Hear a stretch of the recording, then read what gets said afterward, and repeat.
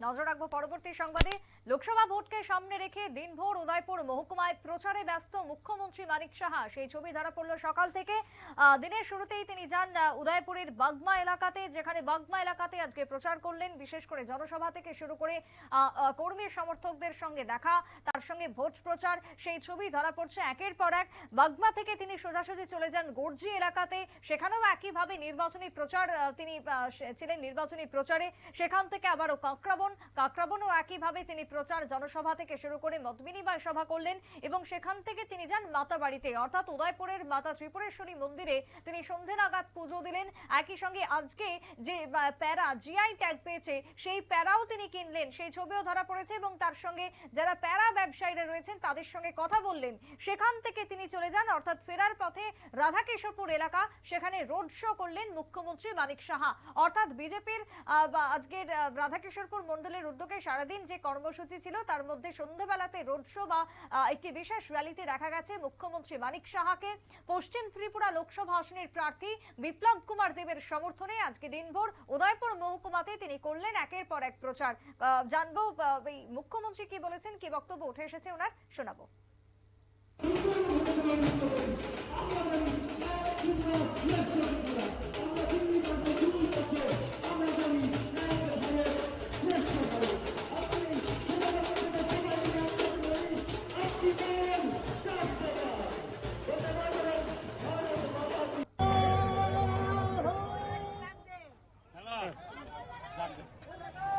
সবাই জানেন যে পশ্চিম আসনে দাঁড়িয়েছেন, সেই উপলক্ষে আজকে আমরা আলিপুর মন্ডলের উদ্যোগে সমস্ত উদয়পুর শহর আমরা পরিক্রমা করলাম।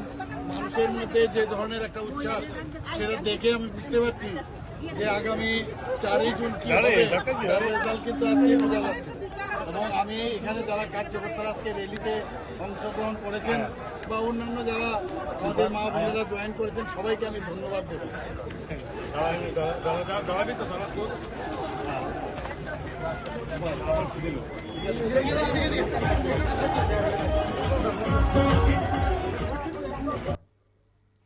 মুখ্যমন্ত্রীর বক্তব্য আপনারা শুনলেন, তার সঙ্গে সেই র্যালির ছবি আমরা দেখালাম কিছুক্ষণ আগেই।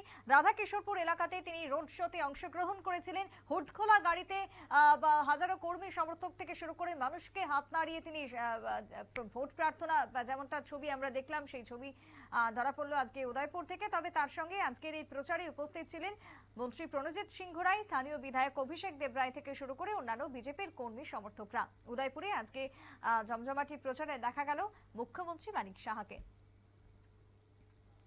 ছোট্ট একটা বিরতির পর ফিরে আসবো, সঙ্গে থাকুন।